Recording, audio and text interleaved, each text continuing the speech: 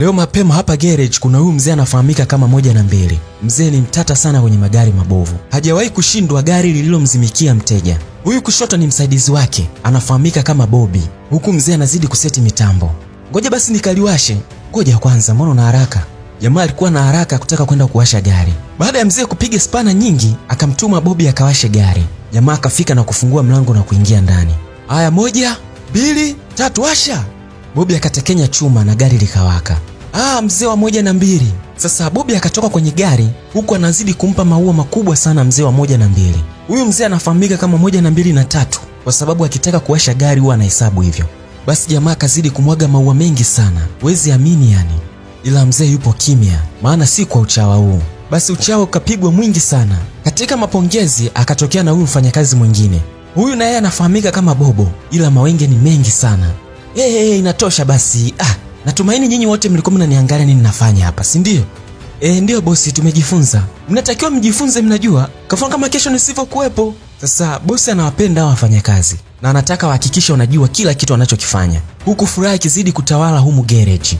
Mara mwenye gari naye akatokea na kumsalimia mzee wa 1 na 2. Salama kiongozi. Natumaini gari langu tayari, si ndio? Ndio, unaweza ukatesti hata wewe. Mimi nakuamini. Sasa jamaa akapewa ufunguo na kuchukua gari lake. Mzee anafurahi sana, maana anapendwa sana na wateja wake. Basi mchizi akanachukua gari na kuanza kutoka humu garage, huku akiwapigia honi na kuwaaga hawa mafundi. Ni mikono tu ndio inaopungwa hapa. Sasa wakati mzee anaendelea na yake, akasikia sauti ya kike inamuita. Kugeuka nyuma akamuona ni mtoto wake wa kike. Huyu binti anaitwa Naira. Hapa ana furaha sana baada ya kutoka kwenye sherehe ya kumaliza chuo ambapo alikuwa anasomea mambo ya accountants. Basi mzee ni furu kumpongeza mtoto wake. Kwa hiyo mimi sasa hivi ni baba wa mwanafunzi aliyomaliza chuo. Baba amejaa na furaha sana, akaanza kucheza eneo hili. Pia akaanza kuwaita watu wote humu ndani na waje wampongeze mwanae. Mafundi na wenyewe hawakuwa mbali, wakatinga kwenye hii shughuli. Huyu Naira anampenda sana baba yake. Hata baada ya kutoka chuoni, aliamua kumfuata babake garage na kutokwenda nyumbani. Ila hapa mzee anajisifia tu kuwa eti amekuza. Huku nyumbani baba na mwana wapo wanapata chakula. Ila Naira anataka kuchukua samaki wa baba yake. Usiofue, chukua tu mwanangu. Hata hivyo nachukua kidogo, simchukui mkubwa, wewe unaona. Lakini usijali mwanangu, mimi sina shida kuhusiana na hilo. Mzee anamjali sana binti yake. Na inaonesha huyu Naira hana mama. Alafu nimekumbuka. Mbona ukuniambia kuwa kama unakuja? Baba, mimi nilitaka kukusurprise. Au upendi surprise yangu? Hapana, ila nafurahi tu umerudi nyumbani. Kingine masuala ya ada yatakuwa yamepungua tena kwangu. Baba, wewe usiwazi kuhusiana na hilo. Hata hivyo naweza nikawa msaidizi pale garage na tunaweza tukatengeneza hela nyingi tu. Hiyo ni kweli, lakini unajua mimi sikukupeleka shule kwa sababu uje ufanye kazi za garage. Mimi nimekupeleka shule ili usome sana, uje kuwa na matokeo mazuri na upate kazi kubwa ambayo ni nzuri. Sawa baba, hamna shida. Hata hivyo accountant na masuala ya garage mimi sidhani kama kuna utofauti. Naweza nikafanya tu vyote kwa pamoja. Sasa haya maongezi, baba yake na Naira anataka mtoto wake afanye kazi ya kitu alichokisomea na asiweze kuja huku garage kufanya hizo kazi anazofanya baba yake. Lakini Naira anataka kuja garage na anataka kuwa anamsaidia baba yake. Mzee anakuwa hana namna, maana anataka mtoto wake awe na furaha siku zote. Na inaonesha Naira anaishi na baba tu, hana mama. Kesho kama kawaida, mzee yupo kwenye kitengo. Kila spana inaopigwa, gari haliwaki. Mzee anajaribu tena kuweka mambo sawa. Haya, 1, 2, 3, bado ngoma inagoma kuwaka. Bobby na Bobo hawaelewi kitu hapa. Huku mzee maji yamezidi unga, hajui anzie wapi. Ila na huyu mteja, mbona alisema hili gari halina shida? Shangaa na wewe, na gari ndo hili. Kwani wewe kwa kufikiria unadhani tatizo linaweza likawa ni lipi? Nadhani inaweza kawa shida ni mfumo wa umeme, maana kila kitu kipo sawa. Bobby macho anamtoka, haelewi kitu hapa. Hata mimi nadhani huenda ikawa ndo hivyo, kwa sababu kila kitu kipo sawa. Sasa inabidi tumtafute mtu wa umeme aje turekebishie hili gari. Naira anatikisa tu kichwa. Na nyinyi wawili vipi, mna mchango gani hapa? Alichosema Naira ndo nilichokuwa nacho. Embo kaa kimya na uache ujinga. Nilitaka kusema hivyo lakini kaa kimya. Unajua nini bosi? Hapa kama alivyosema, hebu unaweza ukakaa kimya tu. Mzee anakasirika sana. Anaona vijana wanashindwa kumpa mawazo. Wote wanajidai walichotaka kukiongea kimeshasemwa na Naira. Samahani mzee, ni mambo tu ya kujifunza. Kaa kimya. Hebu tazama hata viatu unavyovaa. Unavaa tu kiajabu. Jamaa kabidi angalie viatu vyake. Viatu hata vieleweki, vimeachia kishenzi. Sasa mnasubiri nini? Hebu nendeni kanitieni fundi wa umeme. Huku Bobo anachanganyikiwa tu. Hebu nenda bwana. Umbavu. Unavyotumwa unakuwa kama ujielewi. Shenzi kabisa. Jamaa anazuga mbele ya Naira aonekane na yeye kama ni mkubwa. Huku tunamwona huyu jamaa anaingia ndani. Huyu jamaa anaitwa Yami. Ana kampuni kubwa sana hapa mjini. Ila humu ndani huwa anaishi na meneja wake ambaye anamsaidia kufanya kazi za ofisini. Wakati jamaa amekaa akamuita huyu meneja. Huyu jamaa anaingia hapa anafahamika kama Sam. Ndio meneja wa Yami ambaye anamsaidia kufanya kazi za ofisini. Ila tu wanaishi pamoja humu ndani. Bosi, vipi sasa maendeleo? Husiana na mahusiano? Ndio. Tumeachana. Meachana? Kwani kimetokea nini? Sasa kumbe huyu Yami huko alikotoka alikuwa kwenye mtoko na mpenzi wake. Ila akamwona mpenzi wake kama na mambo mengi hivi, ikabidi waachane. Ila Sam anamuuliza bosi wake shida ilikuwa ni nini. Basi jamaa akaanza kumuelezea Sam. Jamaa alikuwa anamsubiri mpenzi wake kwenye hoteli moja hivi ya kifahari. Baada ya mpenzi wake kutokea, jamaa alimpokea na kumkaribisha kiti. Kisha na yeye akakaa. Ila shida ikaja, mwanamke yuko busy sana na simu, anajisnapu vya kutosha. Sasa mbona hii hoteli ni ya hadhi ya chini? Hadhi ya chini? Una maana gani? Unajua mimi ni mzuri. Nataka kuolewa na mwanaume ambaye siku ya kwanza tu nikikutana naye basi anijali na kunipatia kila kitu ninachotaka. Sawa. Ila akujali kwa namna gani? Una maana gani yani? Unajua mimi ni mtu wa gharama sana. Kwa hiyo nahitaji matunzo. Hata nywele niliyovaa gharama yake ni shilingi 500,000. Inafurahisha. Lakini sasa kwa nini unavaa vitu vya gharama kiasi hicho? Sasa huyu Yami hakupendezwa na huyu msichana, maana amekuwa ni mtu wa gharama sana. Inafikia hatua anataka kununua hata nywele za milioni 2. Kwa hiyo Yami akaona hawezi kuishi na huyu mdada, akaamua achane naye. Na hapa jamaa alikuwa anamhadithia Sam ambaye ni mfanyakazi wake kwenye kampuni yake. Huku kwa kina Naira, tunamwona Naira anaenda kufungua mlango. Maana kwenye mlango mgeni aligonga sana huu mlango. Naira kufungua hivi, akabaki na butwaa lenye furaha baada ya kumuona huyu jamaa. Huyu jamaa anaitwa Ogei. Ni mtu wa karibu sana wa Naira. Yaani wamekuwa wote, wamesoma pamoja, ila tu chuo ndo kimewatenganisha. Sasa hapa mchizi kaja kumtembelea Naira. Maana ni siku nyingi sana zimepita hawajaonana. Vipi maendeleo lakini? Sio mazuri sana. Kwa nini unasema hivyo? Kwa bahati mbaya nimepoteza kazi yangu. Hii jamani, pole sana. Basi Naira akamkombatia mchizi huku akimfariji.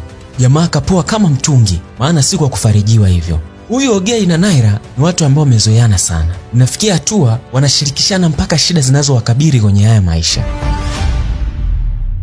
Umechelewa. Samani baba, nilikuwa na kazi nyumbani. Hapana, ni samani njia moja ya kufanya ufeli. Sasa humu garage mzee alikuwa anamfokia mtoto wake kwa kuchelewa, lakini Naira akamhakikishia babake kuwa hichi kitu hakitajirudia. Basi mapambano ya kazi yakawa yanaendelea, huku mzee akiendelea kurekebisha gari. Wakati taratibu za urekebishaji zinaendelea, mzee akashikwa na maumivu kwenye mgongo na akadondoka chini. Inaonekana mzee alishikwa na ugonjwa wa ghafla. Basi raia wakakimbia eneo hili ili wajaribu kumsaidia. Mtoto wake Naira anafika na mkuta babake upo chini. Basi wakaanza kufanya taratibu za kumwaisha mzee wao hospitalini.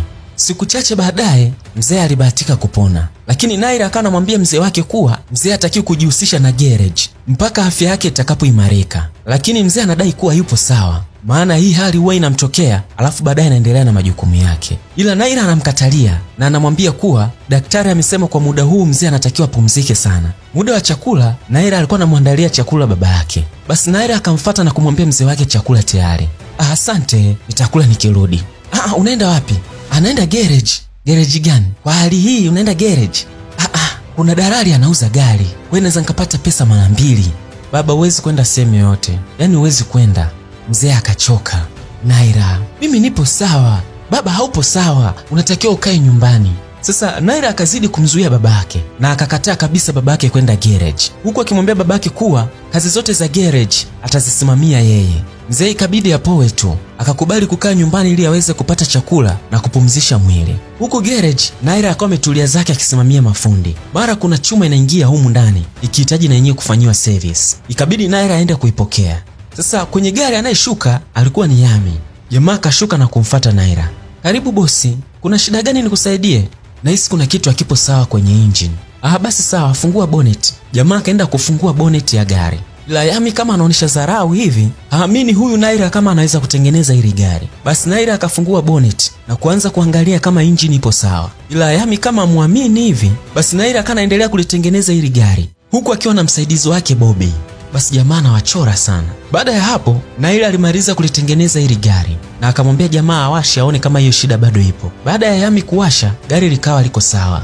Naona lile tatizo litakuwa limeisha, maana sioni kitu chochote hapa. Naira anatikisa tu kichwa.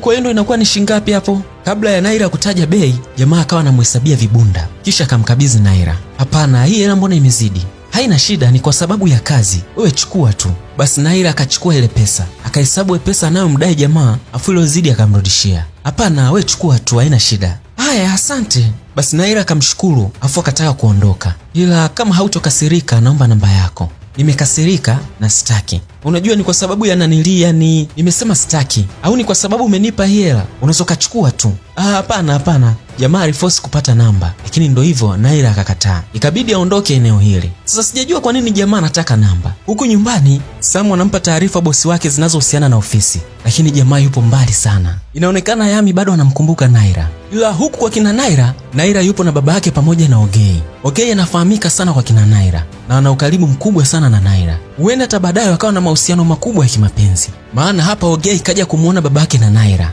Sasa palipokucha, Yami kama kawaida yake akawa ametinga garage. Naira anageuka na muona mchizi kafika. Ikabidi anyanyuke na kwenda kumsikiliza. Huku Yami na yeye anashuka kwenye gari. Gari lina shida au? Hapana, nimekuja hapa tu kwa ajili ya kuongea na wewe. Embo angalia haya mazingira. Hii ni sehemu ya kutengenezea magari na sio sehemu ya kuongea. Sawa, nimekuelewa, lakini naomba nikwambie kitu kimoja. Naira akawa tayari kumsikiliza. Samahani, nimetokewa kuvutiwa na wewe. Naira akacheka kwa dharau. Sasa Naira akamchomolea mchizi na kumwambia kuwa kamuona kwa siku moja tu, alafu leo anataka kujidai kavutiwa naye. Kwa hiyo Naira akamwambia jamaa aondoke, maana ana kazi nyingi za kufanya hapa. Mchizi kawa hana budi, ikabidi aondoke. Baadaye Naira alikuwa na Ogei, akawa anamhadisia kwa kuna mtu anamfuatafuata sana ofisini, huku akimpa pesa na kulazimisha muongeze naye. Jamaa na yeye akawa anampondea tu huyo jamaa, japokuwa hamjui, maana mchizi naye yupo kwenye harakati hizo za kutafuta tunda. Sasa kesho palipokucha, Yami alikuwa anajiandaa zake atoke. Basi jamaa akataka kumuuliza swali Sam. Niulize tu, hakuna shida. Hivi unawezaje kumbembeleza msichana ambaye hataki kubembelezeka? Bosi, unataka niwe mshauri wa mahusiano yako au? Ndiyo, natamani iwe hivyo, kwa sababu kuna kitu nafanya. Sasa kwa swali lako bosi, kama mtu hataki kubembelezeka, mimi naona haina haja ya wewe kumbembeleza. Una maana gani? Yaani wewe kuwa tu mtu wa kawaida. Mtu wa kawaida.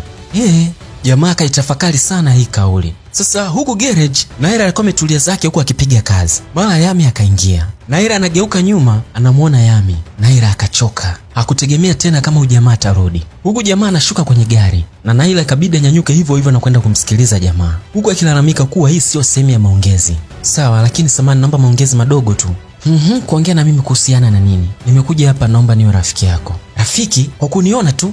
Naira anachoka. Au kwa sababu ulinipa pesa ndio maana unaongea hivyo? Hapana, najua nilifanya makosa mwanzoni. Sasa jamaa akaanza kujitetea sana kuwa hana nia ya kumpatia pesa ili wawe marafiki, ila anahitaji tu urafiki wa kawaida. Lakini nimegundua watu wengi hawataki kuwa na urafiki na mimi kwa sababu mimi ni dereva. Maneno haya yakamgusa Naira. Lakini sio mbaya, ngoja tu niondoke kwa sababu mimi ni dereva, siwezi kuwa na urafiki. Hapana, usiondoke, subiri kwanza. Naomba unisamehe. Sasa Naira akaanza kumuomba msamaha jamaa. Naira alikuwa anamhisi vibaya Yami. Alihisi labda mchizi ana nia mbaya kwake. Lakini jamaa anajitetea kuwa yeye anataka urafiki tu. Basi Yami akamwomba mkono Naira. Naira akamnyima jamaa, akampatia mkono wake. Basi urafiki wao ndo kaanzia hapa. Ila Naira anamchukulia jamaa kama rafiki. Ila bado tujajua mipango ya Yami kwa Naira. Bosi, naam. Huku nyumbani, Yami alikuwa na mawazo sana kwa kile kilichotokea leo mchana. Akaamua mshirikishe rafiki yake Sam. Kwani ni kitu gani ambacho nataka uniambie? Nadhani nimempata mke wa maisha yangu. Sawa bosi, lakini unaonaje tumalizie hata hii kazi kwanza? Jamaa amesahau hata majukumu yake ya ofisi. Anamwaza tu Naira. Kesho tena garage, Yami kama kawaida akafika na akawa anapiga story na Naira. Hivi mbona huyu dereva kamganda sana Naira? Haoni kama hata endani naye? Sasa huku nyuma, Bobo alikuwa anaumia sana kumuona Naira yupo na Yami na anamchukulia Yami kama dereva tu wa kawaida. Himbo acha wivu. Uone kama wanaendana? Yaani huyu dereva wa kawaida ndo aje endane na huyu boss? Chizi anaona wivu sana yani. Anatamani ataende kuharibu. Basi ukaribu wa Yami na Naira ukazidi kukua sana. Ikafikia hatua jamaa kana msaidia mpaka kazi. Muda ukaenda nyumbani, Naira alikuwa kwenye gari la jamaa, huko akichezea kigari. Unaweza kukichukua kama umekipenda. Umuogopi bosi wako? Bosi wangu ni mtu mzuri tu. hata kama ni mtu mzuri, hatutakiwi kumkosea. Sasa kupitia hichi kigari, Naira akana mwadisia jamaa kuwa babake zamani alikuwa anamfundisha sana nyimbo mbalimbali, huku ikihusiana na hutu magari. Baada ya kumaliza kumwadisia, akamwambia kuwa anataka kwenda nyumbani, maana mzee yuko mwenyewe. Basi ngoja nikupeleke. Hapana, vipi kama bosi wako akihitaji gari? Hawezi kuhitaji kwa sasa hivi. Naira akakataa, akamwambia tu asifanye hicho kitu ili asije akamuumiza bosi wake. Naira ajui kama huyu jamaa ndo gari lake, maana jamaa alimdanganya Naira kuwa yeye ni dereva. Basi Naira akashuka kwenye gari na kumuaga jamaa. Mida ya usiku, Naira alikuwa anamhudumia baba yake huku akiwa anampatia chakula. Walipokucha, Ogei na Naira walikuwa wanatoka huko juu, ambapo Ogei alikuja kumuona babake na Naira. Lakini Naira anamshukuru Ogei kwa kumletea matunda mzee wake. Haina haja ya wewe kunishukuru, kwa sababu baba yako ni kama baba yangu. Mzee wa 1 na 2 ni mzee wangu na sio baba yako. Sawa, ni wa kwangu peke yangu. Jamaa akapoa kidogo. Mbona unaniangalia kwa jicho hilo? Naira, kuna kitu nataka nikwambie. Naira akasogea ili asikie ni kitu gani hicho. Lakini nakuomba nikwambie kesho. Hapana, niambie sasa hivi. Sasa jamaa kuna kitu anataka kumfungukia Naira, lakini akashindwa na akamwahidi atamwambia kesho. Basi Naira akamsikiliza msela na akamwacha. Baadaye huku garage, Naira alikuwa ametulia zake huku akimpigia simu baba yake. Akapiga simu nyingi sana kwa mzee, lakini mzee alikuwa ukoti simu. Baada ya kuona mzee wake ukoti simu, akaamua kuondoka. Kabla hajaondoka, akawaachia kina Bobby maagizo kuwa yeye anaenda nyumbani, lakini kazi zote za humu ndani wahakikisha wanazifanya. Basi akaondoka zake. Kitendo tu cha Naira kuondoka, Yami na yeye akawa anaingia humu garage. Lakini Bobo hampendi huyu jamaa, ila Bobby yeye anamkubali sana. Huku anakubali kumsalimia. Bobby anamuuliza jamaa kama imekuja kubadilisha tairi au kitu chochote kwenye gari, ila msela anasema hapana, hawezi kuja kubadilisha, kaja kumwangalia Naira. Oya, kama vipi tembea tu, Naira na yeye hayupo. Bobby amkubali Yami, anamuona kama dereva tu. Usijali kiongozi, huyu jamaa hana akili vizuri. Bobby yeye akawa anafukia tu ili jamaa asijisikie vibaya. Basi baada ya Yami kupewa taarifa Naira kuwa hayupo, akaamua kuondoka zake. Ila Bobby anamcheka sana jamaa. Anamuona anavimba, kumbe ni dereva. Huku nyumbani, Naira anamkuta babake yupo chini. Inaonekana mzee alizidiwa na kudondoka. Basi Naira akachukua simu haraka na akampigia Ogei. Ila huku Ogei alikuwa amekuja kupokea keki, maana jamaa alipanga kabisa siku ya leo kuna kitu alitaka kumwambia Naira. Pia huyu jamaa aliamua kufanya kazi ya driver taxi baada ya kukosa kazi. Wakati bado hapo anajipanga, akashangaa anapigiwa simu na Naira. Naira akamtaka aende nyumbani haraka sana, maana mzee wake kazidiwa. Lakini huku baadaye Yami alirudi tena garage ili aweze kuonana na Naira. Lakini kwa bahati mbaya akaambiwa bado Naira hajaja, maana mzee wake kazidiwa. Basi jamaa akajaribu kuomba namba ya simu. Bobby akawa anampatia namba ya simu. Basi Bobo akaona wivu, akanyanyuka na kukataa. Eti inakuaje wanatoa namba kwa mtu mgeni? Jamaa akazidi kujitetea, lakini Bobo akagoma. Msela akaona sio shida, akarudi kwenye gari na kuchukua kibunda, alafu akafika na kumpatia Bobo. Bobo akajikuta anafunga tu mdomo. Basi Bobby akaanza kumtajia namba ya Naira Yami, maana kiwingu cha Bobo kilikuwa kimeshatoka. Baada ya hapo jamaa akamshukuru sana Bobby. Basi jamaa akaanza kumpigia simu sana, lakini Naira akawa hapokei. Jamaa akaona sio shida, akawaambia washikaji kuwa kuna zawadi kamletea Naira. Kisha akachukua kigari na kumpatia Bobo. Bobo akaanza kumcheka sana. Eti wanaume wengine wanaonga magari ila yeye anaonga midori. Ila Bobby akakichukua kile kigari na akamwambia kuwa jamaa atamfikishia Naira. Basi jamaa akawashukuru tu na kuondoka zake. Ila alikuwa anamkata sana jicho Bobo. Anammendea tu aje ajaye kwenye 18. Usiku jamaa anapiga simu nyingi kwa Naira, lakini Naira haokoti simu. Ila huku Naira anashtuka amelala miguuni mwa Obei. Basi akanyanyuka na kumwamsha jamaa. Basi Naira akamwambia jamaa kuwa anajisikia kachoka na hawezi kuendelea kulala hapa. Sasa Naira akamuonesha Obei chumba cha kulala. Kisha naye akamwambia kuwa anaenda kulala chumbani mwake. Lakini jamaa akakataa, akamwambia kama ingependeza ingelala hapa. Ila Naira anasema amechoka na anataka kwenda kupumzika kwenye kitanda. Basi akanyanyuka na kuondoka. Mchizi akawa mgumu, akajidai yeye analala kwenye kochi. Kesho huku garage, Yami kama kawaida amefika kwa ajili ya kumtafuta Naira. Ila cha ajabu leo garage hakuna mtu hata mmoja. Akaamua arudi zake nyumbani. Huku nyumbani, jamaa anakutana na meneja wake. Kisha meneja anamwambia kuwa kuna kikao na ana muda mchache wa kujiandaa, maana ndege inaondoka saa 10 jioni. Basi jamaa akaingia chumbani mwake na kujiandaa. Basi akatoka na kumsubiria dereva. Ila huku Gei bado anazidisha ukaribu kwa Naira, anampelekea mpaka chakula hospitalini, huku akizidi kumfariji kuwa mzee atakuwa sawa. Kesho palipokucha, Bobby na Bobo walikuwa wameenda kumtembelea Naira. Katika story wakawa wanamuulizia afya ya baba. Ila Naira akawaelezea kuwa baba yake anaendelea vizuri na wameshatoka hospitalini. Basi jamaa akamwambia kuwa Yami alikuwa anamtafuta sana, yeye akamwachia zawadi ya gari. Basi Bobby akawa anachukua kile kigari na kumpatia Naira. Naira akafurahi, pia akawauliza kama walikuwa na namba zake. Lakini Bobby akamwambia kuwa walimpatia namba yake. Usiku, Naira alikuwa anachezea kile kigari kwenye mwili wa baba yake. Akacheza sana usiku huu. Maana baba yake alikuwa anamfundisha wimbo na kumnunuliaga hutu magari. Kesho mapema Naira akawa anaelekea ofisini. Kwa nyuma huku Yami akawa anatokea na gari. Akapiga honi nyingi baada ya kumuona. Naira aliposimama akashangaa kuona gari.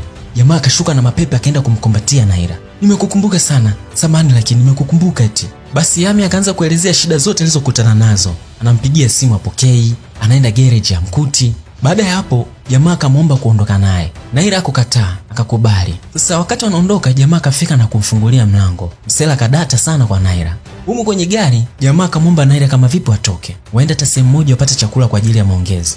Basi usiku huu Yami alikuwa na Naira huku akila chakula cha gharama sana. Hivi kwa nini umenunua chakula hiki cha gharama? Uone kama unaingia hasara. Hapana, hamna shida, wewe hata usijali. Naira anamuonea huruma jamaa. Anaona anachoma pesa nyingi wakati yeye ni dereva. Samahani, naomba nikuulize swali Naira. Niulize. Nani ni mpenzi wako?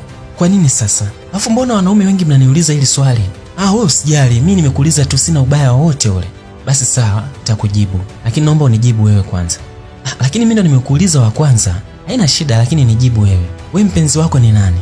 Kwa kuwa umeniuliza, basi mimi nitakujibu. Mimi napenda msichana mkweli kama wewe. Naira akashtuka, akaendelea kunywa na juisi. Maana apendaji hizi story. Basi ukaribu kakuwa mkubwa sana. Usiku na wenyewe haukuacha hivi hivi. Simu zikawa zinaita kwa kila mmoja. Ni full ma story tu. Sasa kesho Ogei alikuwa ametoka na Naira. Wapo wanatembea zao. Jamaa akafika mpaka kwenye gari lake na akawa anamfungulia mlango Naira. Kitendo tu cha Naira kutaka kuingia kwenye gari, akatokea huyu dada muuza keki. Huyu dada muuza keki akaanza kumuuliza Ogei mbona akuja kuchukua ile keki. Kwa akaanza kulopoka yani. Kumbe Ogei alimfuata huyu dada na akamwambia kuwa mtengenezee keki kwa ajili ya mpenzi wake. Pasipo kujua hiyo keki alikuwa anampelekea Naira. Humo kwenye gari Naira akawa anamcheka jamaa. Maana aliona jamaa kama kaibishwa hivi. Isitoshe Naira na Ogei ni watu wa matani. Lakini Naira hajui kama ile keki ndio ilikuwa inakuja kwake. Yeye Naira akawa anajua jamaa anampelekea tu mpenzi wake. Walipofika nyumbani, Naira akawa anashuka kwenye gari. Ila Ogei kanuna mbaya mbovu. Basi ikabidi Naira amuulize jamaa kuwa shida ni nini. Jamaa kwenye kujitetea akamwambia Naira kuwa anampenda. Na amempenda tangia wakiwa na miaka 16. Inaonekana mapenzi ya huyu jamaa yalianzia udogoni sana. Pia jamaa akamkumbushia Naira kuwa alishawahi kumkiss. Kwa hiyo ndo akawa sababu ya yeye kumpenda. Ila Naira anaona hivi vitu ni vipya. Anamwambia kwa nini akumwambia mapema. Lakini akaona sio shida. Akamfariji jamaa. Kisha akaingia zake ndani. Humu ndani Naira anamkuta babake anachezea kile kigari alichopewa na Yami. Basi Naira akazidi kufurahi. Baada ya kumuona babake kaamka na kaja sebleni. Ila palipokucha Yami na yeye alikuja kumtembelea babake na Naira. Kanampa pole nyingi sana. Mzee anamshukuru sana Yami na anamuona ni kijana mwenye nidhamu. Basi jamaa akawa anataka kuondoka. Hivyo akawa anamwaga babake na Naira. Basi Naira akamwomba babake ruhusa ili amsindikize Yami. Basi Yami na Naira wakawa wanatoka nje.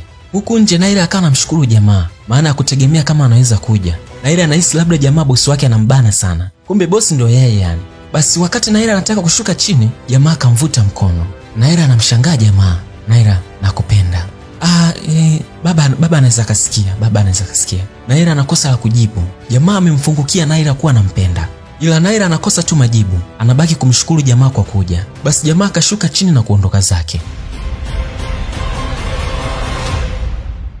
Kesho palipokucha, Ogei alikuja kumtembelea Naira. Huku akiwa anamuulizia babake na Naira.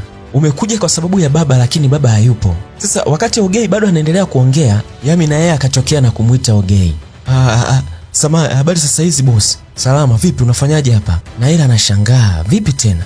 Boss, mimi nimekuja hapa kwa sababu Naira ni rafiki yangu. Vipi kuhusiana na wewe, mbona upo huko? Hata mimi nimekuja hapa kwa sababu ya Naira. Naira akashangaa, kipi kinaendelea hapa? Alafu Ogei, mbona umemuita huyu boss? Lilikuwa ni swali zito kwa hawa washikaji. Sasa sijajua washikaji wamejuanaje. Ndio jamaa akaanza kuelezea sasa. Kuna siku alipigiwa simu ampeleke mteja airport. Kwa hiyo jamaa akavimba mpaka kwa mteja. Kufika huku ndani, jamaa anayempeleka airport kumbe alikuwa ni Yami. Basi jamaa akatenda wajibu wake vyema. Humu kwenye gari, Yami aliupenda sana udereva wa Ogei. Katika story, Yami alikuwa anamsifia sana. Kisha akamuuliza jamaa alisomea nini, maana yuko makini vibaya sana. Ila mchizi akadai alisomea mambo ya business administration, yani biashara eti. Sasa Yami akamuonea huruma huyu jamaa na akamwambia atampatia kazi kama meneja wake, maana Samu yupo karibu kusafiri. Wewe jamaa afanye juu chini atume maombi kwenye kampuni yake. Msela alimshukuru sana. Ndio chanzo cha yeye kumjua kama bosi wake. Naira baada ya kujua huo ukweli, akakasirika na kuondoka eneo hili. Jamaa akawa anamfuata na kumbembeleza. Ila Naira akakasirika sana. Hebu niache, umekuja kwangu na kunidanganya wewe ni dereva. Kwa nini ukusema wewe ni nani? Sawa, lakini mimi bado ni dereva. Unaendelea tena kudanganya. Samahani, lakini nimefanya hivyo kuwa karibu yako. Uongo sio sababu ya kumfanya mtu awe karibu yako. Jamaa akapiga misamaha mingi, lakini Naira akawa ameshakasirika, akaondoka zake. Mchizi akawa anajiraumu vibaya. Sasa jamaa akaja amepaniki sana hapa. Ogei anamuuliza shida nini? Chukua ufunguo na nipeleke nyumbani.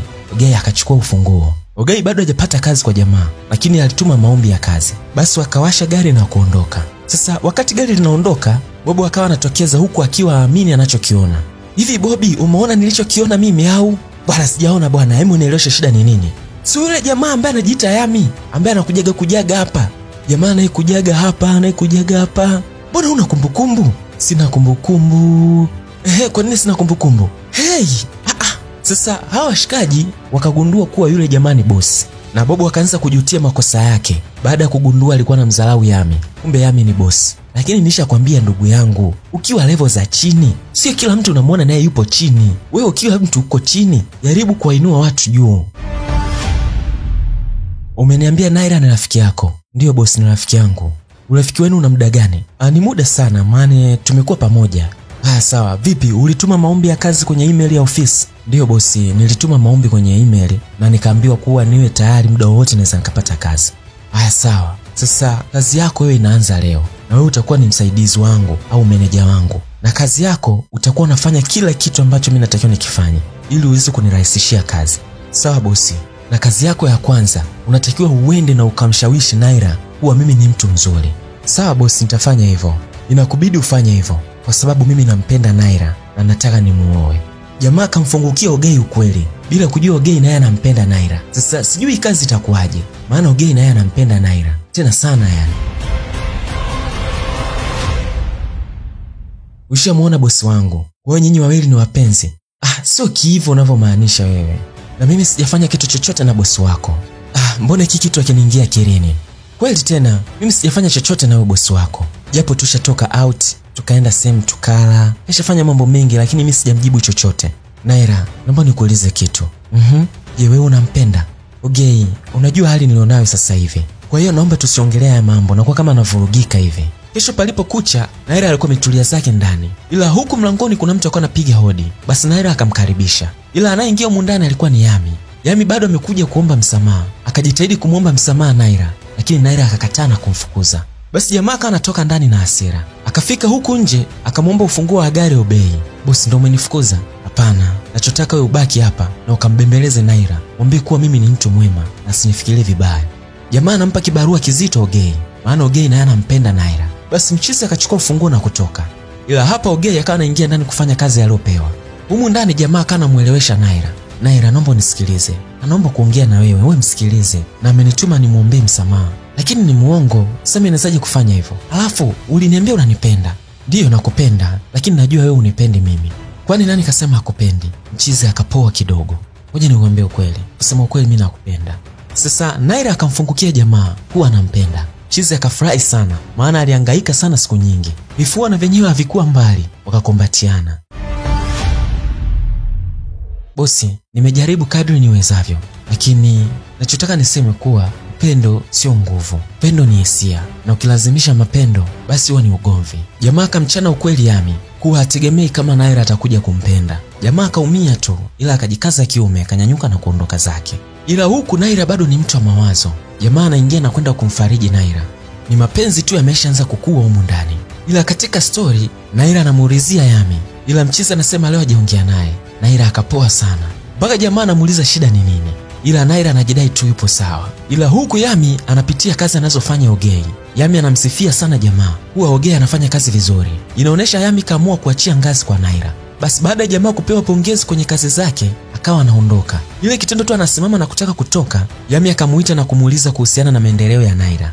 Ila mchizi akadai kuwa Naira yuko sawa, na jamaa akasema kuwa alitaka kujua tu hivyo. Kisha akamruhusu jamaa aondoke. Ila hapa Yami bado ana mawazo, huku akizidi kuchezea kile kigari alichokuwa anachezea Naira. Hii ndio inaitwa mapenzi si pesa, ila upendo ujifiche yani. Huku tena kwa Naira, yupo anashuka ngazi huku akichezea kile kigari alichopewa na Yami. Ogei anafika na kumuita Naira, ila Naira hamsikii. Ogei akamuita kwa nguvu mpaka Naira akashtuka. Mpaka Ogei kana muuliza kama Naira yupo sawa. Ndio, nipo sawa. Vipi kuhusiana na wewe? Mimi nipo sawa tu. Vipi kuhusiana na bosi wako? Bosi wangu nani, Yami? Ndio. Naye yupo sawa tu. Hivi hakupagi kazi ngumu? Hapana, amekuwa ni mtu mwema sana kwangu. Basi baada ya jamaa kujibu hivyo, akanachukua mikono ya Naira na kutaka kumkisi. Ila Naira akaogopa. Sasa jamaa akaanza kukasirika. Kwa nini Naira hataki kupokea busu? Ila Naira analalamika kuwa kumpenda na mpenda sana. Ila sasa waliishi kama kaka na dada. Kwa hiyo anashindwa kumchukulia kama mpenzi, ila anampenda kama kaka yake. Jamaa akakasirika sana. Ila Naira naye akamwambia kuwa mapenzi hayalazimishwi, wala mapenzi sio vita. Na anaomba wasiwe na ugomvi tu.